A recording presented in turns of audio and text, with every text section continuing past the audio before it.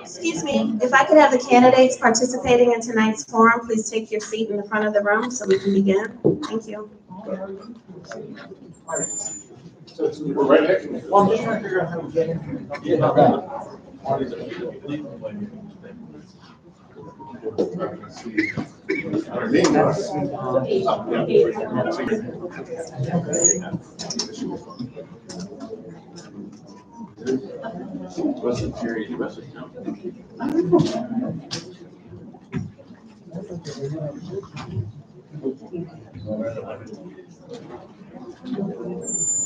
That's a good question.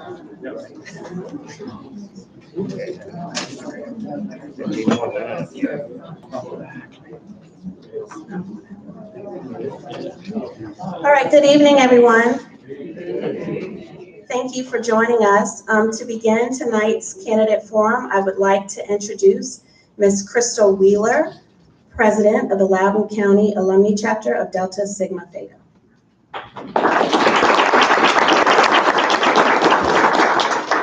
Good evening, everyone, and welcome to the Virginia General Assembly Candidates Forum. We are honored to have you join us this evening as we engage in meaningful dialogue and explore the visions and aspirations of these esteemed candidates. We hope this forum serves as an opportunity for you to hear their values and their visions for the work that they want to do in our community. We thank our chair, Kiara Jennings, and co-chair, Tripoli Parker, for hosting this event. I hope that we will continue to work in this community together to ensure that we, as informed voters, can hear our candidates' views. I'm going to turn it back over to Kiara Jennings so that she can review the rules for this evening and introduce our moderator for the evening. Thank you.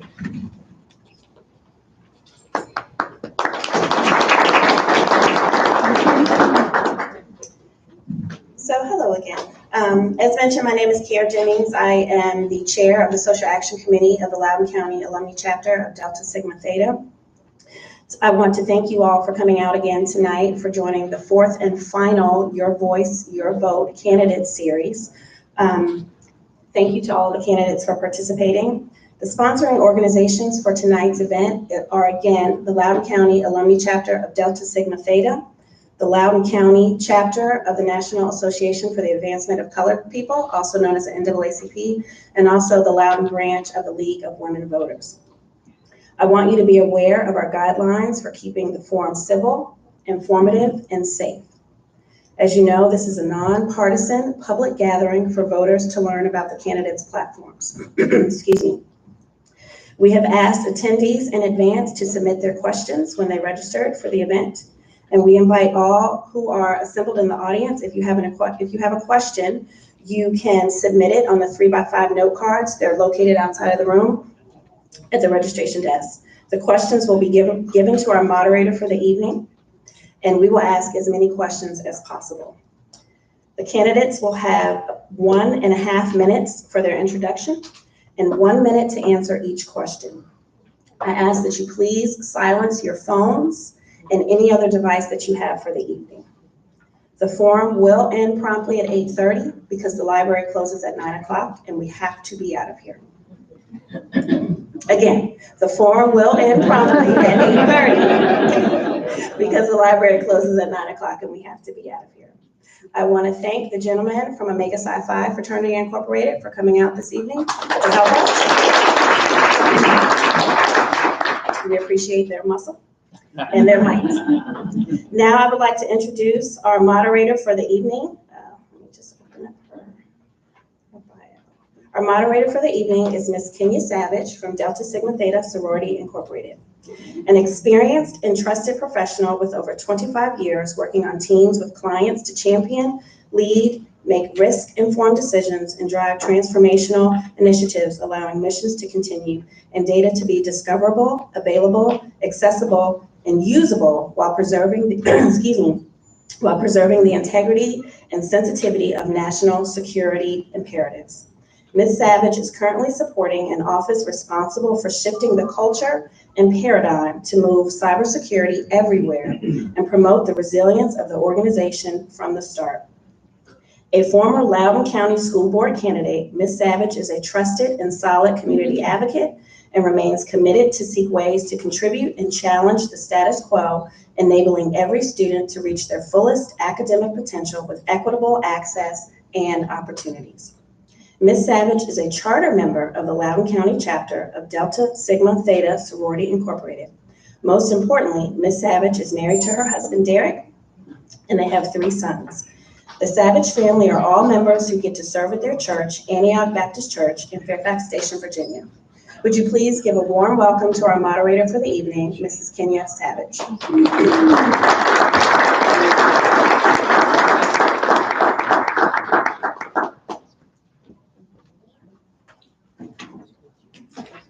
Good evening. Good evening. And welcome. Thank you very much. All right, so let's go ahead and have our candidates introduce themselves. We'll start with the Virginia House delegate, Virginia House 26th District candidate.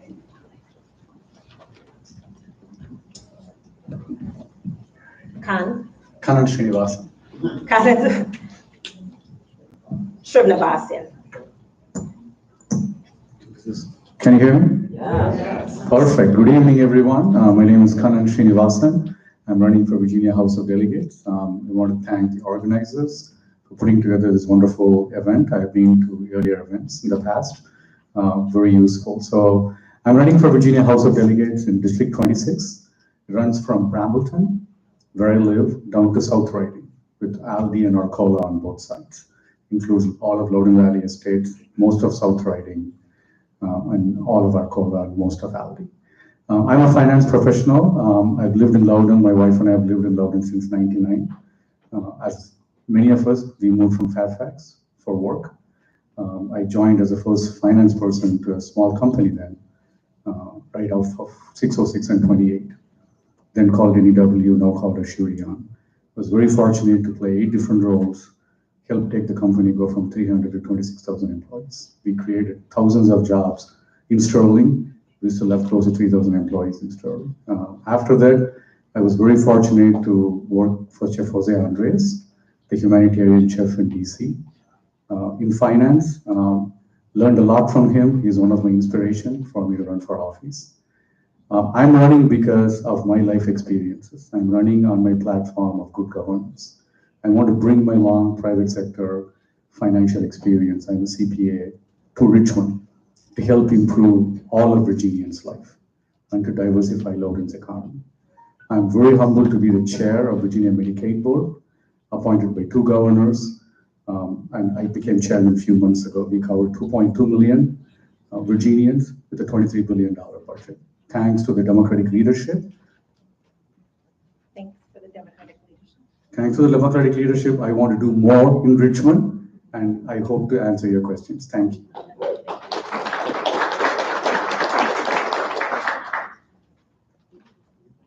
From the Virginia House Senate, Virginia Senator, Senate, 87th District, Suhas Subramanian. Hi, everyone. I'm Delegate Suhas Subramanian. I currently represent the 87th District in Eastern Loudoun, and I'm running for the State Senate in District 32, also Eastern Loudoun. I'm very happy to be here, and thank you all for joining us. It's always hard to get people to come out on a weekday evening, and I'm really glad. I know others too had other events tonight, and I may have to leave early as well because we're double booked. But I just want to say that the past 4 years since I was elected to the House of Delegates has been an incredibly productive 4 years for our Commonwealth, and it's been I've seen the ups and downs from COVID-19 pandemic to ratifying the Equal Rights Amendment and passing historic criminal justice reforms. One of the things that I wanted to do personally was stand up for the little guy. I stand up for consumers and do the things that were hard, but that we needed to do. And so whether it was protecting ratepayers from increased rates, or whether it was fighting for people who have high prescription drug costs, I was able to take on the drug companies and win. I was able to take on the monopoly utility companies and win. I want to continue a lot of that work of doing the hard things that matter to people and affect their everyday lives in the state Senate. So I hope you'll consider voting for me, and I look forward to answering the questions. Thank you. Next, we have Delegate David Reed, running for Virginia House 28th District. So thank you very much. As she said, I'm Delegate David Reed, and I currently represent the 32nd District, not to be confused with the 32nd Senate District that he's running in. And you're actually sitting in the 32nd District right now. So this is the area that I currently represent and have represented for the last 6 years, and this will be the new 28th District. I just want to give you a little bit of background about who I am and where I come from and just share a little bit. So most of you probably know that I have lived here in Loudoun County now for 24 years. And so this is home for myself and my wife. And both of our girls went to the Loudoun County Public Schools, and now they continue to make Loudoun their residence, and they're able to live here. And that's something that I'm really very proud of, is the fact that they're able to find jobs here in Loudoun County or in the Northern Virginia area and still be able to call Loudoun home. For those of you who don't know me, I actually grew up very poor in the mountains of Virginia. Before I went to go live at the Methodist Children's Home in Richmond, which was much like an orphanage at the time, I lived in a 4-room house, not a 4-bedroom house, a 4-room house with an outhouse. And that is what, those type of things are the things that stick with me to this day. It's the things that making decisions about college affordability and full-day kindergarten and healthcare. Those are the things that are important to me. That then made me realize that I actually was living the American dream and went on to go serve in the U.S. Navy for 23 years. Now, I'm going to wrap up here, and there'll be an opportunity for questions later, but I want to be able to ask you right now to give me the opportunity to continue to serve you, because this is by far, of all the things that I've done, this is by far the best job I've ever had. And the reason why is because I have the ability to talk to you, listen to your concerns, go to Richmond, and affect positive change. And I really greatly appreciate it, and that's so very rewarding.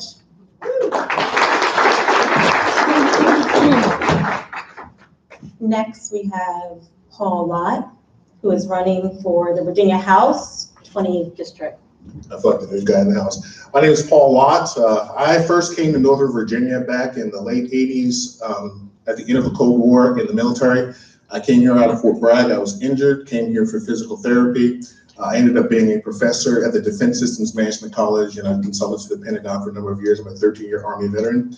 Over my career, I've done a lot of different things. I've been a semiconductor engineer living in Japan for 2 years. I was a vice president of the largest medical orthotics manufacturing firm in New England for a number of years there. I've done a lot of things. I also spent 3 years as a full-time pastor. I'm the son of a pastor,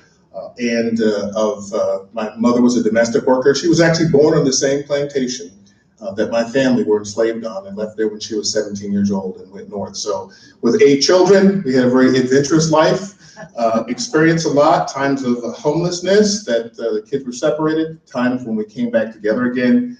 And then about 12 years old, my dad died. And after he died, I was sent off to a boarding school because some friends got together and said in public school, he's going to be pretty bored, so we'll try to keep him challenged.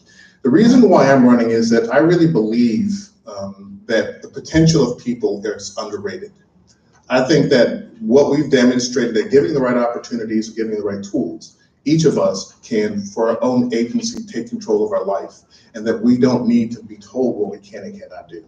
I think that we can decide that. I think that we can develop the skills and talents, and I think that it is the job of government to facilitate our ability to succeed.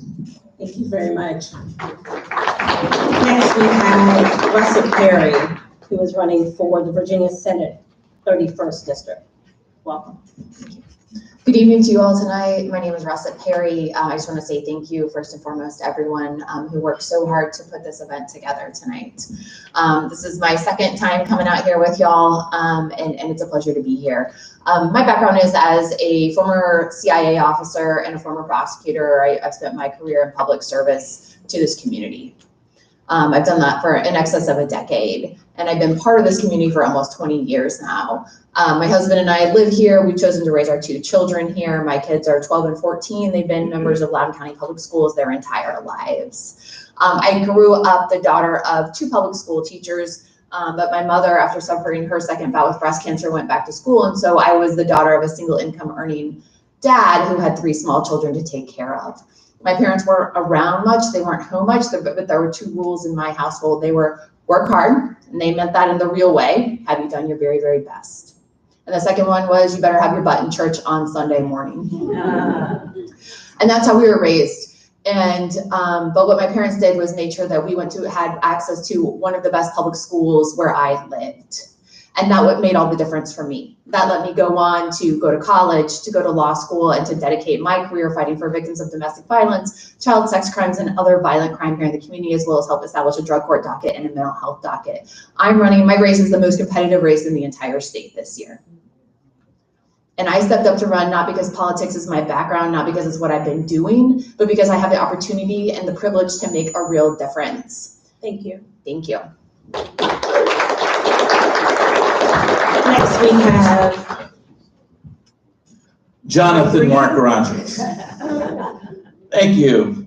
I'd like to start by thanking the NAACP Loudoun chapter for putting this together, Reverend Michelle Thomas, Delta Sigma Theta, and the League of Women Voters. Thank you. You all do important work, and we appreciate that deeply. So from day one, I made a commitment to run a positive campaign.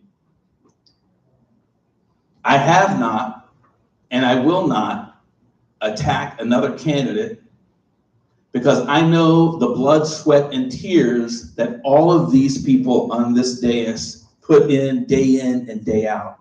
And I'd like to thank all of them for their commitment to support you and to run and to really try to make a difference in Richmond. Something that I've always done when I've engaged in conversation is I've tried to listen to what people are saying, because ultimately why we're all running is to represent you. So the first thing we have to do is we have to listen. Then we have to converse. We have to collaborate. And we have to come to a consensus that will support everyone in this room and everyone in the state of Virginia. Thank you. I hope I honor your vote. Great, thank you. And last but not least, we have Marty Martinez, who is running for Virginia House 29th District. Good evening. Again, my name is Fernando Marty Martinez, Hispanic. I've lived in this community for over 30 years. I was on the Leesburg Town Council for 20. I'm a Vietnam era veteran for 7 years, 3 months, 21 days, and 11 hours.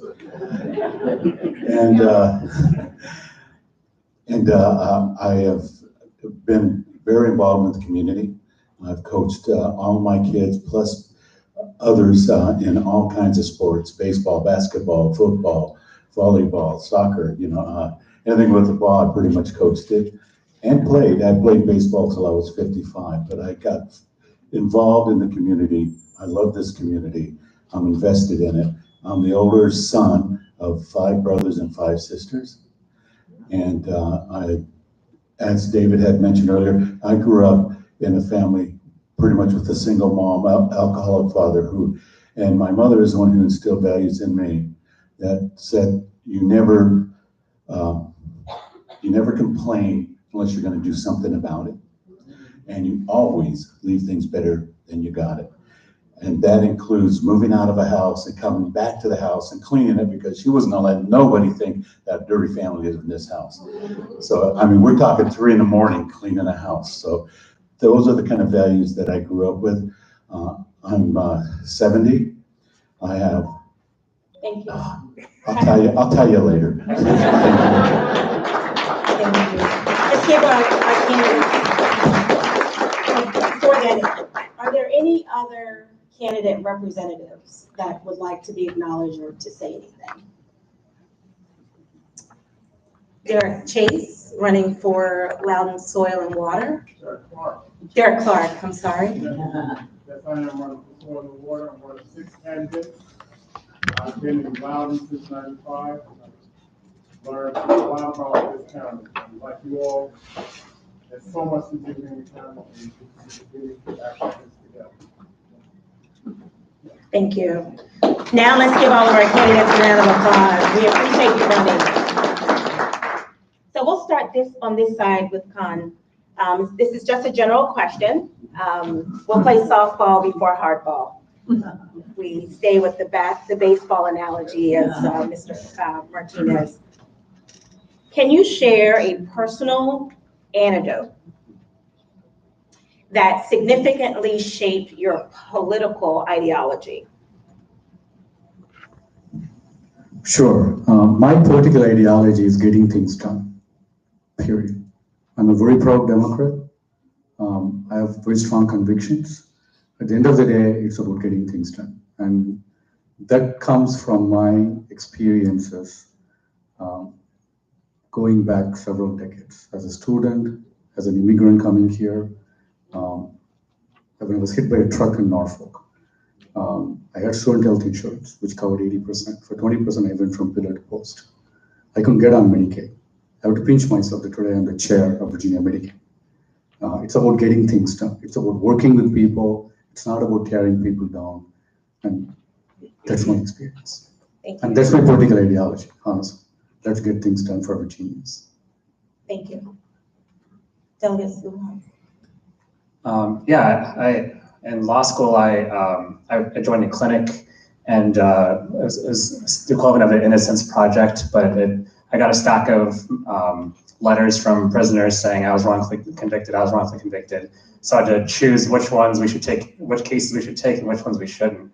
And what I found was they were all pretty good cases. We ended up taking one, and the one that we took, someone was basically put on death row, and then they abolished the death penalty, and then they got life in prison, and we were able to get them out after 23 years in prison for a murder that they didn't commit, pretty clearly didn't commit. And the reason that was important to me is because I was kind of on the fence about the death penalty. I had a friend who was murdered, and at the time I wanted revenge, and I felt like revenge was the most important thing. But my experience as an attorney has really changed my perspective on the criminal justice system. I feel like there's a lot of really bad things that go on, and it's one of my least favorite things about our country is the way we treat people who are convicted or who are accused, rather. And so I've really changed my perspective over the years because of my experience through that. Thank you. Delegate Reed. So thank you for the question. And this is really very difficult. And of course, you asked a very personal question, but it's like my mom left home when I was 6 years old, leaving my dad to take care of 5 children. And that single event changed my entire life. And you can't say to a 6-year-old who's crying as his mom's leaving that this is going to be the best thing that ever happened to you. But I'm the first person in my family's history, going all the way back to the 1700s, to be able to get a college degree, because I then went to go live at the Methodist Children's Home in Richmond, then went to go live with foster parents. And I remember again as a junior in college, realizing that I was living the American dream and that I owed something back to the country. And that's the reason why I joined and served 23 years in the Navy Reserves. And that single event also helped inform my decisions on college affordability, on access to health care, on access to affordable housing. So thank you. Thank you very much. Mr. Lott. I think this one's going to get me in trouble. There's a lot of things that kind of influence my political viewpoints. One of the powerful things is when after my dad died, he had said to me, whatever school you go to, whatever happens, if anybody got an A in that class, you can get an A in that class. All you have to do is figure out how to do it, and you can do it. So that stayed with me. I ended up coming from some pretty terrible schools, and I worked my way into Harvard and dual major. And every 7 years in my professional career, I took a sabbatical to volunteer in some of the worst school systems in the country, Gary, Indiana, Roxbury, et cetera, et cetera. And while I was in Gary, Indiana, when it was the murder capital of the country, I was working with kids there at the high school, and they have a particular law there that if you're a B+ student and you get charged with a drug charge as a teen, you could be held in jail for more than 24 hours. So that was the environment that I was working in. So I was there, and I've done this working with kids. And one of the most definitive messages that the drug dealers use, the gangs used to recruit, is they said, oh, I've run out of time. I'll finish later. That was a cliffhanger, wasn't it? We want to hear more, but maybe we can come back to that. That's good. Ms. Perry. I don't know if y'all can hear me, but I'm happy to speak up. I mean, the most important things that have impacted my life, that affect my political viewpoint, are some of the things that I spoke about earlier, right? The way that I grew up, the things that were instilled in me my entire life. And those things were watching my parents be two public servants, right? Watching my dad teach English to ELL, ESL is what they used to call it when I was a child. He taught special education, right? It was always about teaching those who needed help the most. That's where he always focused, is where he always spent his time. My mom, after she suffered from breast cancer, she went back to school because she made it her personal mission that she was going to go try and fight cancer. And so that's how I grew up, is a question of, hey, you've been given enough where you can give back. How are you giving back? Are you continuing to give back? I graduated from Georgetown Law School. I could have gone and made 6 figures right out of law school. I didn't. I chose to go serve initially from law school indigent women in DC who were suffering from domestic violence. And I transitioned that out to help more women who are suffering from domestic violence, because that's the way I could give back. Thank you very much. Mr. Rogers. So we got any movie fans in the house tonight? All right. So one of my favorite movies is a movie called Jeremiah Johnson, which was made in the 70s, about a military man who got fed up with all the violence going on around him, and he went up into the mountains to try and get away from the violence.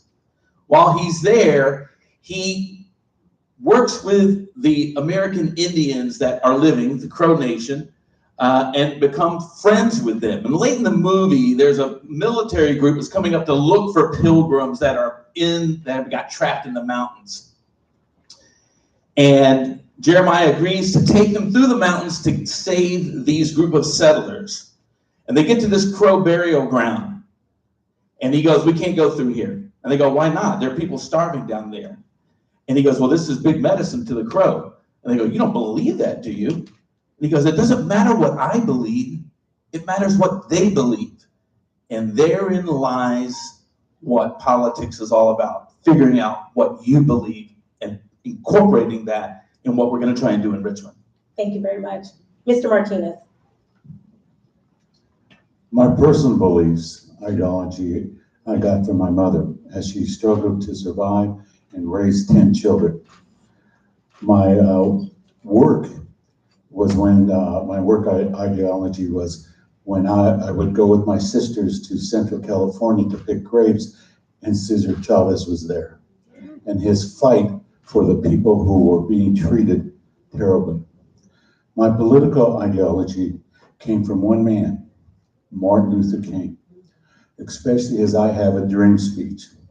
And what I got out of that was one comment he made. Now, I'm not going to be able to quote it exactly, but he believes that he dreams about a society where our children aren't judged by their color, but by the character of them.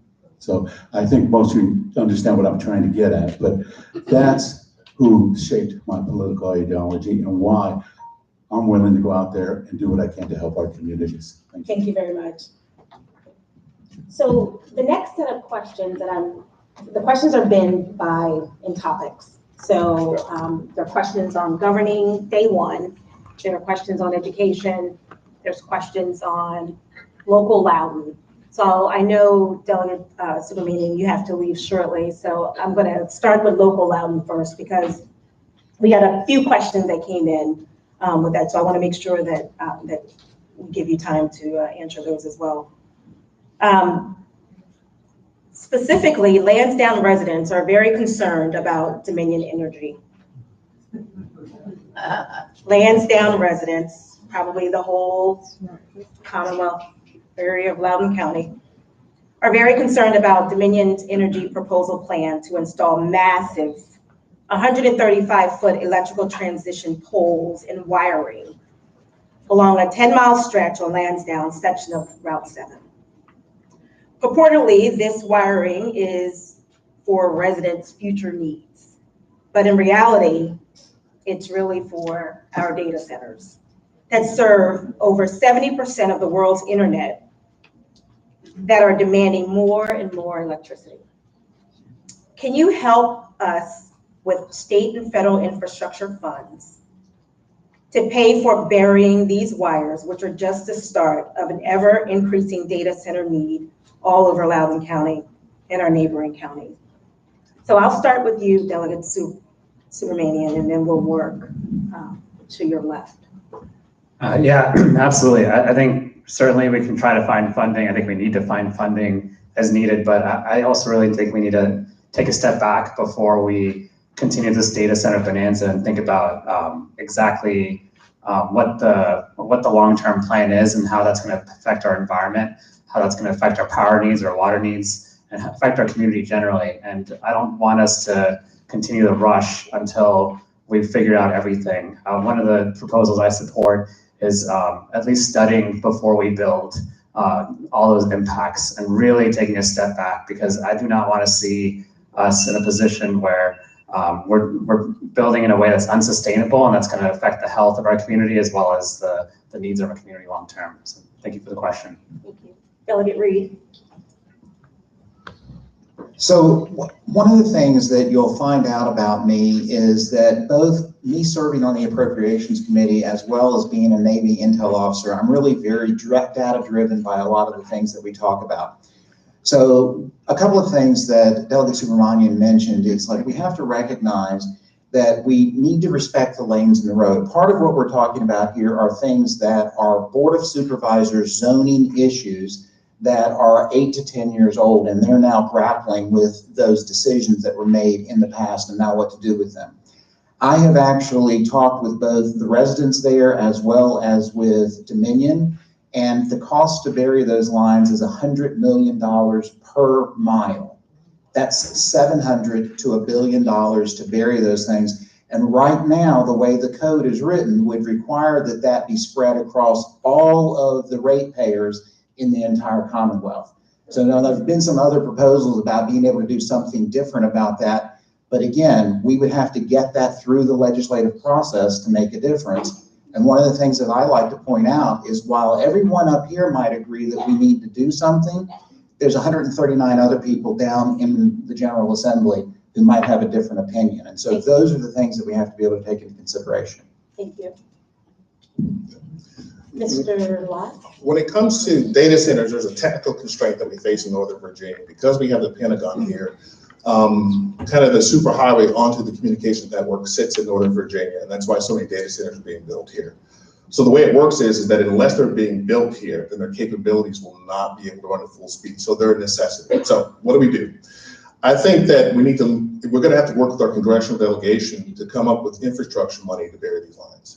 I don't think that it can be done in Virginia alone. I think that the impact of these data centers affect across the country because everyone's using them, but the burden of their financial costs being placed on Northern Virginians. I also think that when it comes to data centers in the future, I think doing this county by county is problematic. I think that the Northern Virginia community should come together and come up with a long-term plan so that it's not onesie-twosie to where, oh gosh, there's a data center, let me put one here, put one there. I think we need a long-term plan about where we put them, how we put them, how the lines run, because it takes a long time to get these things approved. So that means that we have to start putting protocols in place now so that 8 years down the road, we're not caught in the same position that we're in right now.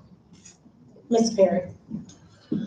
So that's actually why I was running a few minutes late, because I was over at the meeting that they're having tonight related to this very issue. My law partner is Brian Turner. He represents the Lansdowne Conservancy on dealing with this issue. So I'm very familiar with it and the fight to try to do something besides have these massive power lines over people's homes.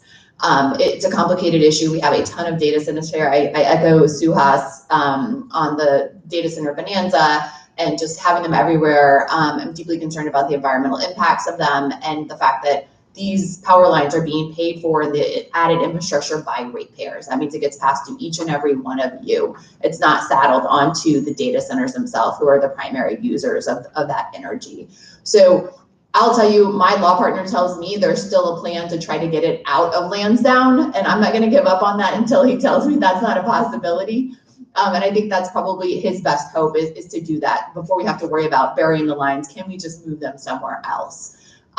So that's what I'm looking at, and looking at, can we pass that burden on? It shouldn't be just on the folks right here in Loudoun County. Thank you. Mr. Rogers? Okay, by a show of hands, how many people think we should not allow them here in Loudoun County? Okay. The power lines, the data centers. Okay. All right. How many people say, yeah, bring them in, it's great, it brings in money for the community? All right, we got a couple of people back there. All right, and then we got a lot of silent people like, well, which way do I go? Which way do I go? Okay, so there's a lot of conversation to be had. I actually agree with Russell. I think my first focus would be like, okay, where can we just kind of, we've got a lot in Loudoun County already. Can we kind of like move this around a little bit? All right, kind of like spread it out. I think that's one. And then if we can't do that, then we got to figure out a way to get funding to get them buried. Thank you very much. Mr. Martinez? Well, after serving on Leesburg Town Council for 20 years, this is not a new problem. We have issues with Dominion, and actually, you know, the solutions can be made because we had a delegate whose view shed was going to be destroyed by a power line, and he managed to get them to move the power line. So I'm saying that it can be done. I think it starts with the SEC and what they allow and don't allow. It also, we talk about funding, we need to bury them and we need to find the funding. The question is I don't have an answer for that, and many people don't. You know, when I get to Richmond, I do know that part of my agenda is to find the answers, talk to the subject matter experts, and see what we can do, because I know as a member of the Leesburg Town Council, we're hamstringed by the SCC and state legislature. We need to find a better way to do that. Thank you very much. So I think there's been some amazing comments made. I agree with Delegate Reed and Delegate Subramaniam about studying. The cost is, being a cost accountant, I can tell you that's a massive cost. The point that I will make is I would like to study what other alternatives the data centers have for energy. That's a bigger question.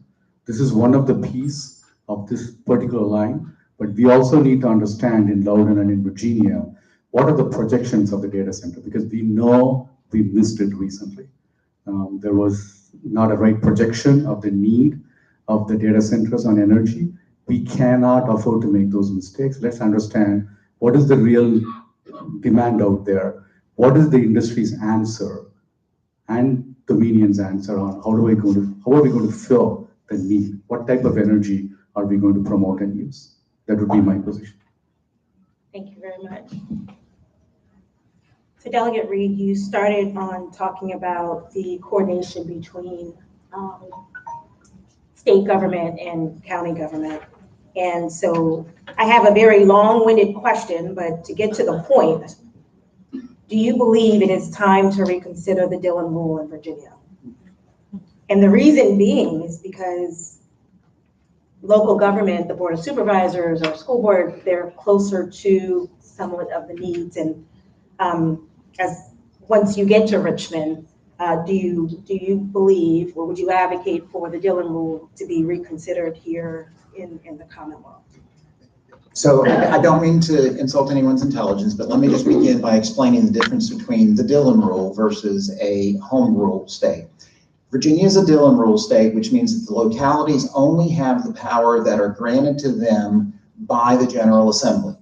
Now, if you're a home rule state, then what would happen is Loudoun County could do whatever they wanted, and then if something was considered not to be ideal from the General Assembly standpoint of view, we would then have to pass legislation to say, you've done it, now you got to stop doing it. So one of the great benefits that we have from being a Dillon Rule state is that we do not have a patchwork of regulations, 130 different localities around the Commonwealth, because we look at things from Richmond from a broad, holistic standpoint of view, which is part of the reason why consistently Virginia has been one of the top states for business, is because businesses can come here and know what they're getting in Loudoun County is pretty similar to what they're getting in Fairfax or Prince William. Thank you very much. Mr. Lott. I would agree with that. I think that having home rule would create too much of a patchwork. It would not be very business friendly. And I think that, local authorities should focus on those things that are within the context of what's delegated to them, so that we understand how the powers flow, et cetera, et cetera. So I'm in compliance with what he's saying. Ms. Perry. So I think part of the reason that people sometimes don't like the Dillon rule is because of what was referenced in the question, right? The people who are closest on the ground to the people, hearing everything all the time, right, don't have the ability to make all the change they want to change, right? Whenever my dad was a school teacher, he said the same thing. The administration, the superintendent starts making all these rules. Well, they're not in the classroom. They don't understand what's happening on the ground level in the same way. So I think that's the frustration. But I think, and so what I think is that I agree with the two folks before me, so I think the answer to that problem is actually the General Assembly spending more time down on the local level, being down, talking to the people, talking to your constituents, and working with the folks on the ground to make sure that you are addressing those issues in a way that works for everyone. Mr. Rogers. I think that this is not the time to go in a different direction. I think that the local government needs to be able to empower their constituents without interference, and I agree with many of our colleagues here that now is not the time. Mr. Martinez. So I have a totally different view of the Dillon rule. I was on town council for over 20 years, and there were a lot of things we could not do locally to help our residents, including affordable housing, gun safety, other things that we could not do unless the state said we could. Now, do I agree that if you're going to give me a yes or no answer to get rid of it? Yes, but we can work on a modified system that allows some autonomy to our localities to allow them to do things at the ground level that they can't do today. Thank you very much. Come. My view would be to make sure that we work on the areas where the local counties and governments have a friction and see what we can do together. So it's kind of what Marty Martinez said, but I don't want to take the Dillon rule out, but I want to make sure that we don't make that as a roadblock. We do respect the local government's work and the local government's closeness to the issues. So if we can work with them to understand if there are top 5 issues, top 3 issues, that we can make it more collaborative. That would be my position. Thank you. Delegate Supermania. Yeah, I sat on the counties committee, and I couldn't believe some of the bills we had to vote on. I think the Dillon rule needs to be reformed. One example, the town of Pound went through this charter change and then de-incorporated and incorporated again potentially, and I'd never stepped foot in the town of Pound before. Apparently it's in Southwest Virginia. You should visit sometime. It looks beautiful. But I was Googling half of the counties and cities that were coming to me with very important charter changes and bills, and felt like I was in no position to be voting on those things. I'll give you another example. After we had racist graffiti drawn on some public spaces last year, I wanted to make it easier for counties to enact an ordinance to allow it to be taken down a lot faster, because some of it would stay up for sometimes weeks. And we had volunteers going through and trying to wash it down. Apparently we needed General Assembly approval for that bill. So I had to take it to the county's committee, where I was asked, what is the definition of racism? Is the Blue Lives Matter flag racism in your mind? And that bill got killed because we had to go to the General Assembly to do it. So I'm a big fan of reform of the Dillon rule. Thank you very much.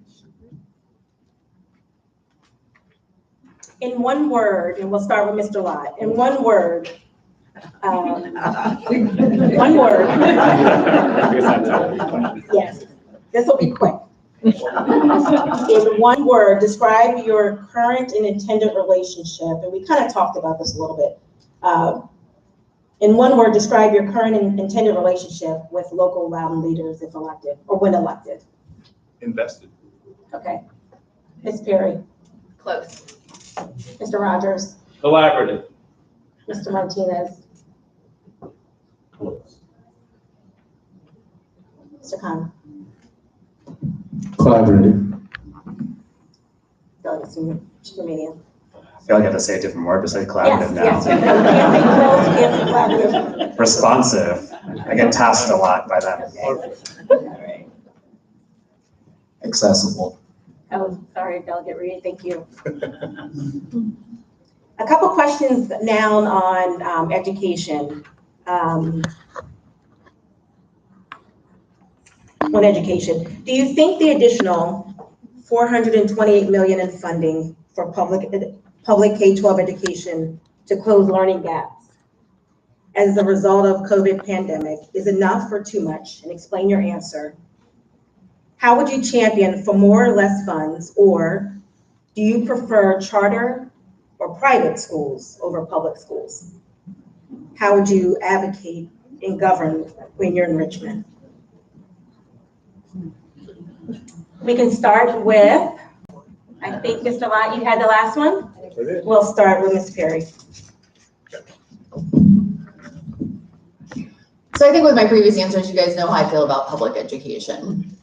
I'm a huge supporter of it. I think it is an equalizer. I think that, or that it can be. I think that it can help people, really go on and succeed and perform regardless of where they came from, regardless of how much money they have. And that was my experience growing up, and I attribute it largely with any success that I've been able to measure, and with the privilege of being here with y'all tonight. So what I would say is we need to do everything we possibly can to help kids who have fallen behind, right? During COVID, there are kids, I was talking to a woman at the door, a public school teacher the other day, and she was talking about that maybe the tutor system that's set up is a bit too broad because of SOL scores and who they're targeting, right? But what I do know is we have underfunded our public schools. There was a JLARC study recently that talked about that, and I'm deeply invested in making sure that our public schools are funded because I think it's the best path to give the most success to our kids, and I believe they are the future, and democracy fails without an educated populace. Thank you very much. Mr. Rogers. Okay, I'm going to share some information with you. I work for Loudoun County Public Schools. I oversee all the performing arts in the county. And this money, okay, because ultimately it's really not the amount, it's how that money is used, all right? We have a situation, I was able to get something across the finish line where I increased funding for the fine arts, where we went from one $4,000 stipend for the theater arts director to 15 stipends to go across to support theater arts in every school. We also increased stipends for our music folks, and we use that money to really help kids. Thank you. So I'm all for it. Thank you very much. Mr. Martinez? I'm a product of public education. My children all went through public education. I don't mind charter schools and private schools, but not at the expense of public education. I believe we need to fully fund and enhance and provide more opportunities within our school systems. And there's always room for improvement. So I'm all about fully funding public schools because that is what made us, our country, great. Thank you. Thank you very much. Mr. Khan? Both my parents were public school teachers, so I am very partial in making sure that the teachers get top pay. We cannot keep underpaying teachers. And the other thing is, the state doesn't invest in school infrastructure. That's not acceptable. we have to prioritize school infrastructure. Otherwise, you're going to have this uneven school infrastructure across the state. The third thing I would say is we also need to look at the dollars and also what works and what doesn't work to make sure that we hold the system accountable. As a finance guy, I would tell you I will go fight for every dollar, but I also need to make sure that we are investing it properly. Because if we do not invest in education, there is no future. So that would be my position. Thank you. Delegate Reed. So just to put things in perspective, I think it's important to remember that first and foremost, all of us who currently represent you or are running to represent you, our first responsibility is to represent the constituents in this room or in the 32nd or the new 28th district. The other thing I want to point out is each one of us are running for the job of state delegate or state senator, which means that we have a responsibility of thinking about things across the entire state. And I want to point out a couple of things that people have referenced. One is that we have a $25 billion shortfall unmet need for rural and urban school construction that is falling short. We live in an area here where we can build new schools, but there are other places where they can't. The other thing, and Russet had mentioned this, the JLARC study just recently came out and said we have been underfunding public education to the tune of $3.5 billion a year every year for the last 5 to 10 years.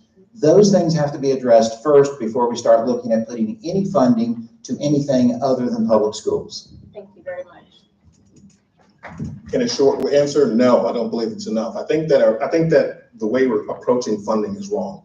For example, if we want to help kids do better, if they've lost time because of COVID, they need more time. I think we need to look at where we have targeted school systems where we have year-round school. Every industrialized country has a year-round school calendar. It would avoid learning loss as far as comes to the Black community. It would keep our kids in school, because in a lot of our poor communities, there is no such thing as a summer vacation. It's just a break where your kids run around.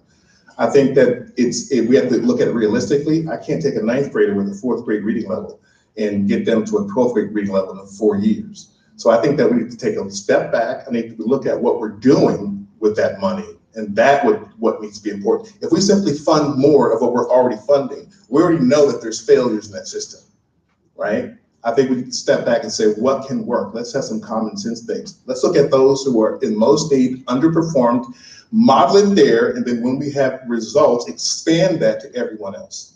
Thank you.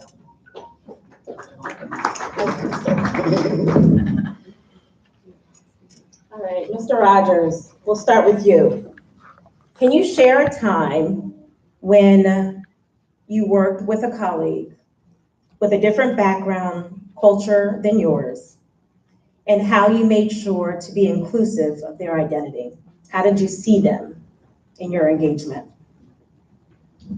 Well, I think everyone knows that Loudoun County Public Schools, that is in the front. To have a really good education, we have to create a safe space.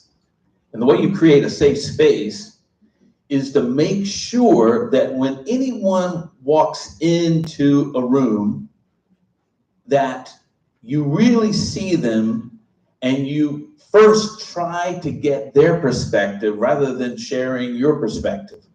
We have to kind of come to an understanding that, wait a second, how do I get to know you better so we can work together? Because this is the way education works. We have a problem in the middle of the room and we go, everybody, your voice matters. How would you figure it out? How would you figure it out? How would you figure it out? How would you figure it out? And we come together and we create a solution together. So that's the way we do it. And whether it be regardless of race, religion, sexual identity, it's about, I'm looking at that. I'm just looking about how we can work together. Thank you very much. Mr. Martinez? When I got out of the Air Force, went back to college at Portland State University in Oregon. I was hired by the vocational rehabilitation group for the Veterans Administration. And our job was to transition Air Force, well, actually all military, from military life to civilian life. And part of that was dealing with people with identity crisis and trying to integrate them back into societies. And part of my job was making sure that they understood the difficulties and problems. And through that is where I really understand the problems they have and how I'm willing to help them and accept them for who they are. And it was really tough clearing my biases with that job, and that really helped me do that. So thank you. Thank you. Mr. Srinivasan. In my career at my private sector company, I had to manage a large team in Western Florida, Panhandle, 500 employees. I used to go there every 2 weeks from here. Culturally, very different from this area, and I'm a minority. There are two things that are important, and I'm very humble to say that we took the center to extraordinary quality level. One is listening, second is empathy. I used to spend umpteen number of hours. I never missed, thanks to my wife, I never missed every 2-week trip to Pensacola, driving an hour towards Panama City. It's all about sitting together with people, respecting them, listening, and having empathy. That would be my principle. Delegate Reed. So one of the things that I like to tell new people who are coming into the General Assembly is if there's 3 things that you need to know. One, you got to be able to do basic math, because again, if you're in the majority or the minority, you got to know how to get enough votes to get your bill passed. The other thing is that don't get emotionally attached to your legislation, because something that seems like a good idea here is not necessarily a good idea when you have 140 or 139 other people looking at it. And the third thing is that you need to be empathetic, and you need to treat people the way that you want to be treated, because the issues that we have here in Loudoun County are different than the issues that they have in the Valley or in Southwest or South Side or down in Richmond or down in Hampton Roads. And again, part of your job as a state delegate or a state senator is to be empathetic to the concerns of other parts of the Commonwealth. I'm going to ask if you could just repeat the question, sure. make sure I answer it properly. Yep, so the question is, can you share a time where you had to work with someone of a different culture or background? And how did you not lean on something that was comfortable and familiar for you, but how did you embrace the inclusivity of the person you're engaging with? First thing is I'm Black. My parents came out of Mississippi. So that's been all of my life. Went to a boarding school, first Black person admitted to that school. They had a silly class on racial awareness. I'm like, there's one dude, Black dude in the whole school, and you have them all sitting in class talking about me. So I had to adjust to that. In my professional career, I've only worked with 2 other Black senior executives. I lived 2 years in Japan as a semiconductor engineer. Everyone was either Chinese, Japanese, or European. So this is my career. I was a senior executive at Lockheed Martin. Every one on my team was either Asian, white, or whatever. I primarily focused on family values to try to identify. Everyone has kids and wives and things like that. And I tried to identify with them and empathize with who they were as individuals and people. I had people that would quit other teams to go to my team. So this has been my life. I've always been the odd man out wherever I've gone. And you know, those sabbaticals were to go back and stay in touch with my own community. Thank you very much. Ms. Perry. Sure. I mentioned earlier that I applied for and was accepted into the Georgetown Law Domestic Violence Clinic. What that meant is you represent victims of domestic violence, it was women of domestic violence in DC. And I had one case in particular that there was a woman, she had been terribly beaten and left for dead. And she had a small child, and I was assigned to her. She was mine. And she didn't look like me. And I know what she was thinking. This is, you know, a white girl of privilege who goes to Georgetown Law School. I know what she was thinking. So what did I do? Because her case was so important to me. It was so important to me. I sat down, I listened to her, and then I went and worked my butt off for her. Because it's the best way I know to show someone how much you care. It was an incredibly difficult case. Her child got abducted from the DC Superior Court, and I worked night and day until she got her protective order and her child was back home with her. We're going to change the topics. We're going to move to healthcare. Can everyone say healthcare? Okay. All right. And we're starting with Mr. Martinez on the end. What will you do, once elected, to help ensure women have the right to make their own healthcare choices? Well, that's going to be a very simple and quick answer. Codify women's rights in the state constitution. I'll work to do that.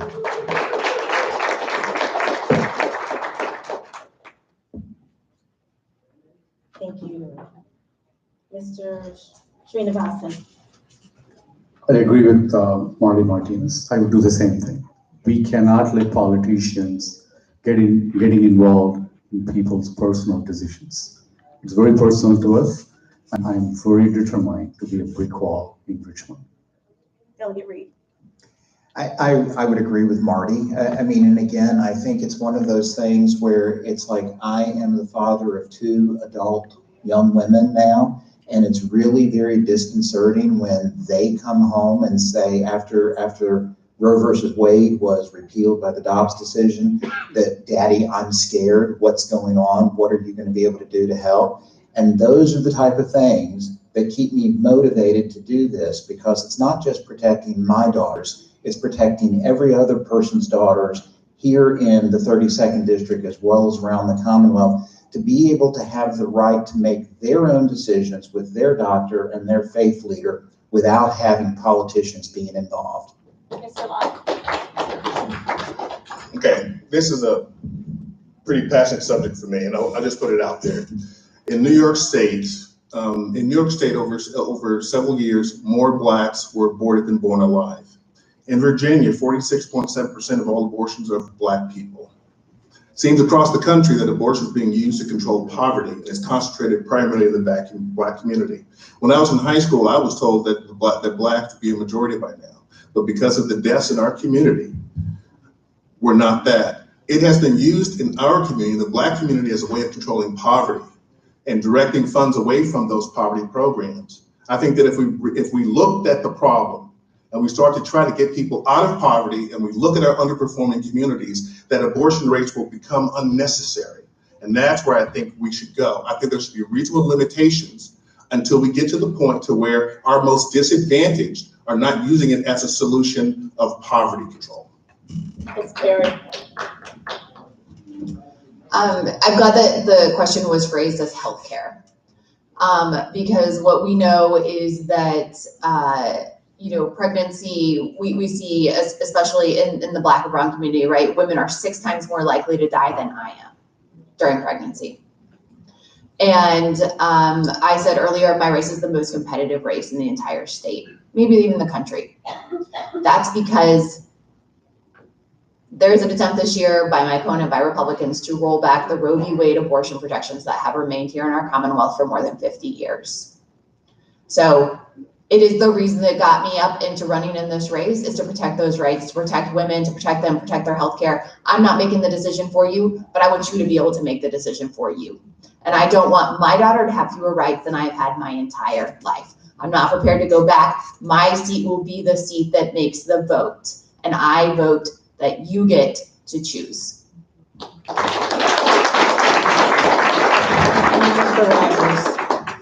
The question. The question. So let's talk about where the rubber hits the road. All right. I agree with my friend Paul Lott that the current law that an abortion can be given to the moment of birth is something that the people that I've spoken with say, wait a second. I think that's a little too far. So where do I stand? I believe that a woman has a right to choose, but let's find that common ground. Let's go, wait a second, maybe 16, 17, 18 weeks. Where up to that point, yeah, but it's got to be, the woman has to have a right to choose that.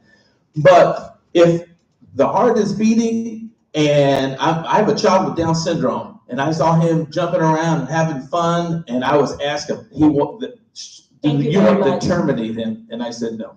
Thank you. So real quick, rapid fire. So I think I heard that everyone has said that we would leave it for, not make those decisions for the woman downrange once you get to the Senate or down to Richmond. So if that's the case, so if you believe that do you believe that abortion should be legal in Virginia? If you just raise your hand real quick, yes or no? Do you believe abortions should be legal in Virginia? And if so, do you support any restriction on timing? And we can just go really quick. I think the current laws are fine. Okay, Delegate Reed. The current law models after Roe versus Wade, and what Mr. Rogers was saying was incorrect. When you get into the third trimester, it has to be done in a hospital. It has to be approved by 3 doctors. And so there are not abortions being done up to the moment of birth. This is just Republican fiction that they're using to try to scare people and to take away the rights of women. Mr. Lott. Yeah, I think my friend here was talking about public testimony where in Virginia, there was testimony saying that they thought that that it should be up until the moment of birth. So it's not just something someone's making it up. Officials have actually made this statement. I think there should be reasonable limits. I think 15 weeks is fine, or whatever we can negotiate. I think it is, there's not ever going to be a ban in Virginia. It's just not going to happen. I think that's just a scare tactic. We need to figure out some point in time where it's reasonable, where we have reasonable limitation. Europe has more strict rules than we do, and they have a longer history of adverse effects due to it. And the NIH has published studies on this. It's not just a clean thing that we think that it is. You can go on the government site and look it up, and you'll find things there. I've been a writer for several publications. I've written articles on it. I've done research on this spanning back 15 years, looking at the adverse effects right after Roe v. Wade, the number of deaths before it, et cetera, et cetera. So I think that we need to take the blinders off. I think that we can even look to Europe in this respect and understand that there are adverse effects and we need reasonable limitations. Thank you very much, Ms. Perry. Yeah, there are codes, sections, I'm an attorney.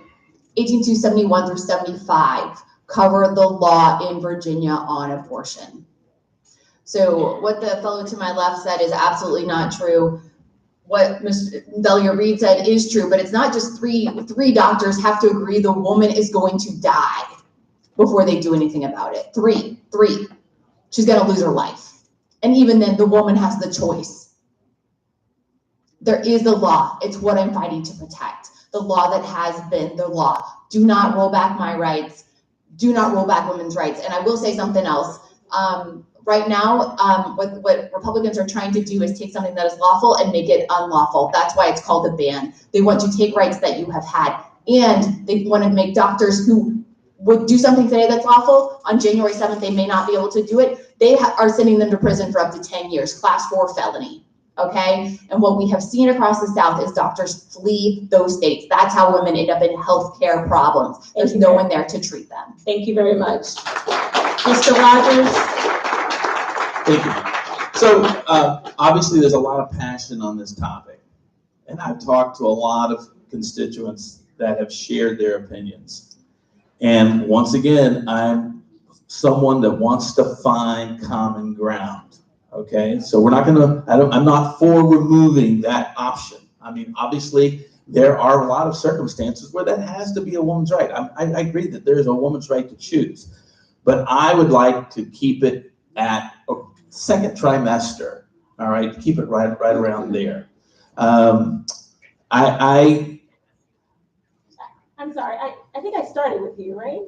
Yeah. Yeah, I did. Sorry about that, so. Oh, you started? Sorry, yeah, I'm sorry. I don't think Marty's spoken yet. No, I don't think he Marty's started. spoken yet. No, he did, he started. Okay, Marty's spoken? Yeah. Oh, Oh, yeah, he started. Are we on the same question? Yeah, we are on the same question. Sorry about that. He hasn't gone. Okay. Mr. Rogers, are you finished your comment? Yeah, no, I think I've made myself clear. Okay. Okay, I'll give this opportunity to tell you that I have 5 sisters, 3 daughters, 5 granddaughters, had to count, and a great-granddaughter. And I'll be damned if I'm gonna allow them not to have the same rights that my wife and everybody has. Women's rights need to be protected. I am passionately agreeing with Russell's argument, and I think she said it well. And so, thank you, Russell. And I just believe that women make the decision. It's their circumstances, not mine. Thank you. Okay, so as we think about governing at day one, when you're elected, what are the top 3 policy issues you intend to address, and how will you address, how will you approach them? When elected, what are your 3 top policy issues you intend to address, and how will you approach tackling these? And we'll start with Mr. Srinivasan. Thank you. The top 3 things on my list would be healthcare, making sure I'm the chairman of Virginia Medicaid. I also serve in Loudoun Free Clinic and GW Cardiology. It's very, very passionate topic for me. Making sure that we do not compromise on quality of healthcare. We also make healthcare affordable. There are many ideas that I want to work in a bipartisan fashion. Gun safety is my number 2. We cannot afford one incident. God forbid. We have to strengthen common sense gun laws. We have to do something about assault weapons. We don't have to wait for the federal government. We can do it in Virginia. Number 3, locally, I would love to work with my colleagues in Loudoun County board to see what we can do about tolls right here. It affects all of us. I hear that from my constituent all the time. Making sure that the tolls are reasonable, that they do not go up constantly. I do have a 4th one, which is education, but you asked for top 3, so I stopped. Thank you very much. Delegate Reed. Okay, so thank you. I'm going to start with the 3 things that I ran on in 2017, which was full-day kindergarten, which we now have in Loudoun County. College affordability, because at the time I had 2 girls who were going to college and the cost of college was going up repeatedly. I can say happily now that 4 of the last 5 years we have actually held college tuition at 0 or less than 1% increase, and that helps every family here in the area. The 3rd thing that I worked on in 2017 was actually reducing the tolls on the Greenway. And I will tell you that it's like I have worked with both the Northam administration and the Youngkin administration, and where the holdup has occurred has been with, Supervisor Matt Letourneau on the Loudoun Board of Supervisors. That's the reason why you're now possibly looking at a 40% toll increase, is because he made the motion to not support it. Going forward, veterans issues, community-focused issues about what VDOT does on right-of-ways, and the teacher shortage are things that I think are really very important. Thank you very much. Mr. Lott. Education, education, education. Thank you very much. No. I think teacher retention is important. A McKinsey and Company study said that teachers are leaving the teaching profession because of 2 things combined. They feel that they're not being paid enough for the responsibility that they're given. In other words, from a quality of life standpoint, they're being overtasked in the classroom and not able to focus on academics. I think that we need to simplify what's going on in the classroom so that we can keep our teachers and they can have a quality of life outside of it. The other thing is prison recidivism as it relates to education. 70% of all persons incarcerated have lower than a 4th grade reading level, and they will return to prison. 89% will return within 10 years. I think that's atrocious. 40% of Virginia prisons have the education programs, but we know that recidivism goes from 55% to 34%. If some high school classes are taken, it goes down to 13% if there's a trade school introduced, and if they go to some level of college, recidivism goes to 0. We need to start keeping our break the pipeline. Thank you very much. Ms. Perry. Yeah, my first thing is going to be to, sorry, the word is not amend, to change the Virginia Constitution to enact Roe in it. Because I don't want to keep fighting this fight over and over and over again. All right, and just to go back to that real fast, we have seen Republicans across the state say one thing publicly and they whisper other things privately. So I'll be real careful about what it is that people say and what it is they do once they get there. So that is a big priority for me. Education, education, I only have 2 left, so education. But making sure that we're taking care of our teachers, right? They keep our kids all day long, and I rely on them as a working mom, right? To make sure that they're taking care of them. They're making sure they get a good education. The least I can do is take care of them as well, right? Make sure they have the funds they need, make sure they're not buying Kleenexes and school supplies, right? Out of their own pockets and their books and all these other kinds of things, right? So that my kids, so that your kids can go to school and can focus on learning in a safe environment. Thank you. Mr. Rogers. So I think we found one thing that we all agree on, and that's education. I was a public school teacher for 20 years, so I'm all about that. I'm also about public safety, keeping our communities safe, fully fund our police because they do an incredible job protecting us day in, day out. So something that I want to bring to your attention that just happened about a week and a half ago, Board of Education had a meeting, and one of the members said, I was looking at what students should take in high school, and there's this fine arts credit, and I think that's outdated. So I work with the Virginia Fine Arts Coalition. I've already written legislation, so on day 1, I'm going to put forth that the fine arts credit is a requirement for graduation and something that all of our kids need to have access to. So fine arts, I've done it my whole life, and I've seen the incredible change in people when they take fine arts. Thank you very much. Mr. Martinez? Well, to repeat, codify row in our state constitution. That's number 1. And number 2, I just have to mention Maine, AR-15, extended magazines, and armored person bullets should never be allowed. Gun sense legislation is the next one. And then again, education, and I'm not just talking about our high schools or middle schools or pre-K, but I'm also talking about colleges and students and trying to do something about the banks and their predatory loans to our kids and educating our kids to fully understand the financial impacts these things have on you when you finally get out of college.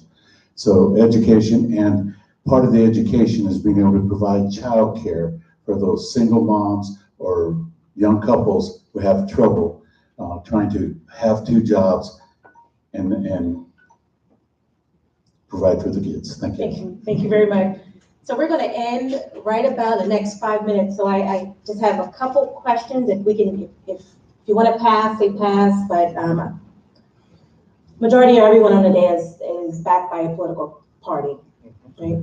So in this highly polarized climate that we have, when you get to Richmond and you're sitting across or you're coordinating with, collabing with a fellow senator or representative, and you're faced with issues that go against your personal values and beliefs, how would you govern? Are you going to govern based on being beholden to your party's agenda? Are you going to govern based on what your constituents ask of you and expect of you when you get to Richmond? Or are you going to lean personally, or are you going to lean on your personal values to guide your decisions? Does that make sense? Okay. So it's a lot. It's a lot, but my politics is based on my conviction. I will not question the other person's intentions. My goal would be, do we have common interest? Let's not talk about solutions, let's talk about interest. And let's not talk about intentions. I don't question anybody's intentions, but my convictions will not change. As I said, my political ideology is getting things done, period. So I'm here because of my conviction, because of my values, and what I need to do to my constituents. Thank you very much. So I think that my record for the past 6 years really kind of speaks to itself, because it's like I've passed over 31 pieces of legislation and they've all passed with bipartisan support. There's not a single piece of legislation that I've done that was passed just by Democrats. And again, going back to the thing that I said before, because I grew up in the mountains, I went to Randolph-Macon Academy in Front Royal. My family is from Botetourt in Pittsylvania County. When I first got elected, I went and met all of the Republicans in all of those areas because I wanted them to know that I had some connection to the area that they were from, and that I actually was empathetic to the concerns that they had down there. So that has governed how I have conducted myself for the last 6 years. Again, much like what Conan was saying, it's about finding solutions for problems and being able to step back from the kind of political, tribal abyss that we find so much of our national politics involved with right now. Thank you, Delegate Reed. Mr. Lott. I've written legislation that has passed through the House that there was very little objections to that went over to the Senate during the last term and were killed. I worked with Amanda Batten to craft different pieces of legislation. I've drafted a piece of legislation for Senate Newman. So partisanship is alive and well in Richmond. It's not roses. What I will say is my philosophy is this: our system of government is designed to be slow and deliberate. And so where we don't agree, we should not force a solution to that's a bad solution for the sake of getting something passed. I think that we can step back, take time, hammer out, look at the interests, look at the issues, and at the very least, figure out that piece which serves the common good. And if we have to strip away all of the decorations and have a very bare bone piece of legislation, that's what we need to do in order to get things done effectively, get the right things done. Thank you very much, Ms. Carey. Yeah, I think the question was like, who are you beholden to? Correct. Right? And the answer, whenever you serve in public service like I've done, you're beholden to the people who put you there. That's who you answer to. And so the answer is, I'm beholden to my constituents. They elected me to serve them. And what that means is that whoever it is I need to work with to get the things done that I need to get done for my constituents, that's who I'm going to work with, right? Because that's what you elected me to do, is get things done. Not sit up there and fight back and forth and, stand up on a podium and tell you why I have such a great, whatever. I'm not up there to politic or pontificate. All right, I'm up there to deliver for the folks who are counting on me. Mr. Rogers. I agree with Russia. I think that ultimately it's you. I mean, the objective of a delegate or a representative is to represent their constituents. Okay, so we've talked about some kind of hot topics tonight. We talked a little bit about gun control, talked about women's rights to an abortion. Those are very passionate subjects. And I will not be afraid to engage in topics to try and find common ground on all of those. So number one, I gotta represent you. That's number one. Number two, I have to be a good listener with my fellow delegates so that we can respect each other and learn from each other. And that's what I'm committed to. Thank you. And Mr. Martinez. Too many times politics has been used as an excuse for bad behavior, uncivilness, anger, hatred. For me, what politics is when two groups of people with opposing views work together for a common good, for a solution that benefits everybody.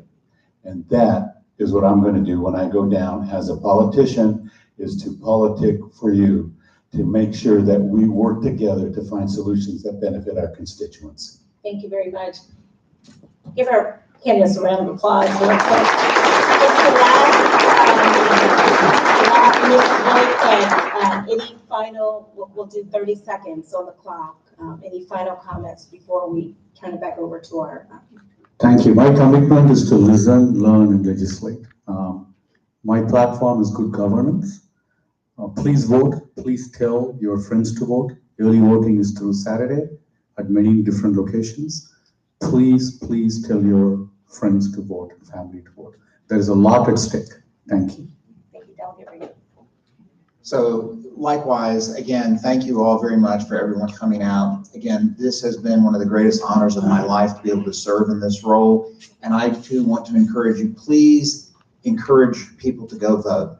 Because again, all the elections that we have right now, whether it's state senator, state delegate, board of supervisors, school board, soil and water conservation, these are all the elected officials that deal with the things that affect your lives in the most profound ways on a regular basis. So this is by far probably the most important election that we're going to have in this very 4-year cycle. It doesn't get the same kind of status as we will have next year with the presidential election, but it's still very, very important. Thank you, Dr. Reed. Mr. Lott. I'd like your vote because I think my position is that we need to look at the most disadvantaged of us. And if we can solve the problems there, we can solve the problems everywhere. I think we spend so much time getting things crowded out and fighting over different issues that don't make a material difference in the life of people. And in reality, we have an issue in Virginia with poverty. In reality, we have an issue in Virginia with education. And in reality, we have a number of different issues with housing and jobs and employment, these types of things. And there are evidence-based ways to solve these problems. I'm a data-driven guy, and that's what I'm here to do. Thank you very much, Ms. Perry. Thank you all so much for coming out tonight. This election is so important. As I said, my race is so important. It's going to impact the way that Virginia ends up going, certainly for the next 4 years, maybe longer. One of the things we have not talked that much about tonight is voting rights, ability to access the ballot box. What happens with my seat if I lose it, right? My seat is the seat that Democrats have held on to that's held that blue brick wall, if you've heard of it, in the Senate. That's my seat. If it falls, all the progress you saw from the past couple of years will fall. Thank you. Get out and vote. Mr. Rogers. When my son was born and the doctor told me, your son has Down syndrome, I took a deep breath. And the doctor looked at me and he goes, he's more alike to the average person than he is different. You've heard all of us speak tonight. We're more alike than we are different. Yeah, there's a couple of issues that we disagree on. And I really believe that we go, you know what? We're more alike than we are different. We can get things done. We can provide solutions. Thank you very much. Thank you very much. Mr. Martinez. As my mother told me, you always live things better than you got it. After 20 plus years on Leesburg Town Council, I think I left Leesburg better than I got it. As your delegate, I'm do what I can to make sure that the Commonwealth of Virginia is better after I leave it than I got it. And I want to thank you all for being here and listening to us. It's sometimes tough, but I can appreciate it. Thank you. All right, now we can give our candidates a round of applause.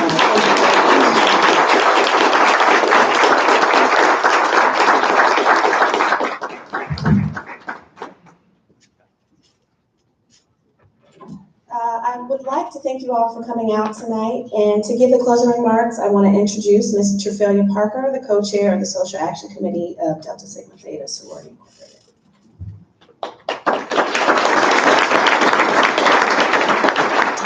Thank you again for coming out. Again, if we could just give our candidates another round of applause. Again, just thank you for your service to our community. I think it takes courage and commitment to run for office, and also just to serve time away from your families and other areas of your lives. And we do appreciate your commitment. So for everyone who is in the room, if you have early voted, just raise your hand, whether by mail-in vote. Awesome, awesome, awesome. So thank you for your commitment and taking the time to early vote. So this Saturday is the last opportunity to early vote. I know we have one announcement. If Joyce Thompson is here with the Loudoun NAACP, come on to this. Excuse me, can you just thank the timekeepers? They really kept us on. League of Women Voters, thank you. Thank you so much. They've kept our time for the last 4 forums, so we do appreciate them. So I'm Joyce Thompson from the NAACP. We will have our Souls to the Polls on Saturday at 10 o'clock at Cool Springs Elementary. We'll start there and we'll end up at the Leesburg election office. Please come out. We'll have food truck and live music. So please come out, early vote. Starts at 10. Starts at 10. The march starts, so get there a little bit early. So it starts at 10 to 12. Food truck will be there, music, everything Irie. If you like Jamaican food, we will definitely have food that you like. So thank you very much, and thank you all for coming out. So thank you. So as Chair Jennings mentioned, we do need to vacate this space at 9 o'clock. So between now and 9, The candidates have representatives. I know that we have tables in the back of the room. So you can use the next 15, 20 minutes or so to speak with the candidates, visit their tables. We also want to encourage you, in your chair, you should have a survey card. If you could take a moment to scan the QR code and complete the survey for tonight's event. And again, thank you for coming out tonight. We appreciate you for coming. And again, thank you to our collaboration with the League of Women Voters, the NAACP. Thank you to our leadership, President Wheeler, for your support, as always, and again to Chair Jennings. And again, finally, to the men of Omega Psi Phi for your muscle tonight, and a couple of our youth volunteers. And as always, for all 4 of our candidate forums that we've had for this cycle, the Loudoun County Sheriff's Office has been very supportive and providing us support. So we thank you for your support tonight as well. Thank you.